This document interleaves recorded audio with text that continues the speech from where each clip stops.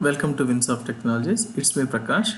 In this video, we're going to see how to work with the command line arguments when user passes multiple arguments, guys. In the previous video, we have seen whenever user is passing only one command line argument, like only one argument, how to deal with it.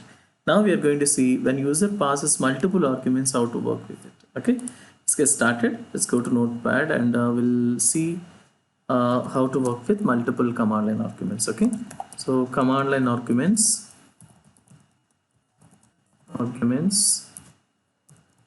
demo 2. Okay, so this is working with multiple arguments. So when user passes multiple arguments, how do we deal with it? So let's say class public class name is, I said, wishes. So in the previous example we have seen wish as the class name because only one argument I'm taking. Now we are taking with multiple names, okay, user names or person names. That is the reason I said wishes. And then I'm taking main method public static void main, and inside this I'm taking as args, or you can give any other array name I said in the previous video. Okay, so now what we are doing is, first let us handle this exception if user is not passing any argument. If args.length double equal to 0, so if user not passed any argument, I have to say invalid number of arguments. So system.out.println, what I'm saying, invalid number of arguments. That is the message I wanted to show. If user passes any number of arguments, like more than one or one or more, then how should I deal with it?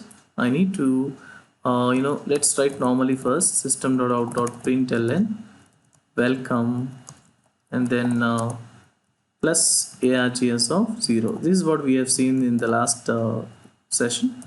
Now let's try to extend it, guys. So save it first as wishes.java, go to file, save, we go to our folder E drive java 7 pm. So what I'm giving, the class name is wishes.java. So click on save. It's done. Now let's try to compile it and execute it. Press Windows R from the keyboard and cmd, type cmd in the run command and click OK. So we'll be getting this command prompt. Go to E drive by saying E colon, press enter, cd space your folder name java 7 pm, and then whatever folder name is there, you type it, guys. Cd means change directory, and then so what we are writing here, java c, we are going to compile wishes.java.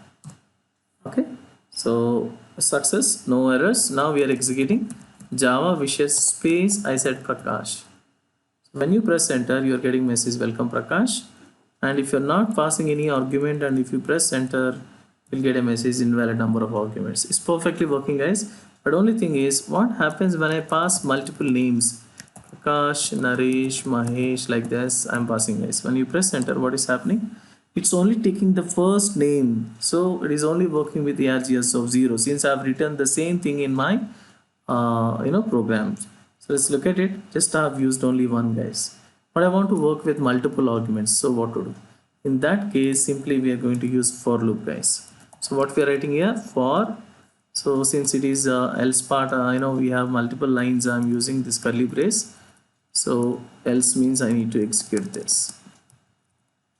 So here what we are writing, taking a for loop, for integer I equal to 0, I less than args dot length I plus plus. Okay, so now what should I write? Welcome args of, instead of 0 I'm giving I, guys. So what is I value here? First time it will be 0, like Prakash will be taken as args of 0, and then it will go to I plus plus, it will become 1 less than args dot length. Yes, it will go there and print welcome Naresh, and then again I plus plus 2, third one Mahesh will be printed, and since we don't have more than 3, it will be fail and it will come out of the loop, guys. In this way we can work with multiple arguments with the help of for loop. Okay, so let's save it and check it out. Go to file, save, compile it again. So when you do changes, you have to compile it, right? So java c wishes.java, no errors. Now we are executing, guys. Let's run it as the previous one, java wishes space Prakash space Naresh space Mahesh. Press enter. See, guys, welcome Prakash, welcome Naresh, and welcome Mahesh. So in this way we can work with multiple arguments using command line arguments. Okay, how to pass multiple arguments to command line arguments. In this way we have done. Okay, so thanks for watching, guys. So in the next video we'll see how to work with the third example on command line arguments, which is very much interesting. Thanks for watching. Bye bye.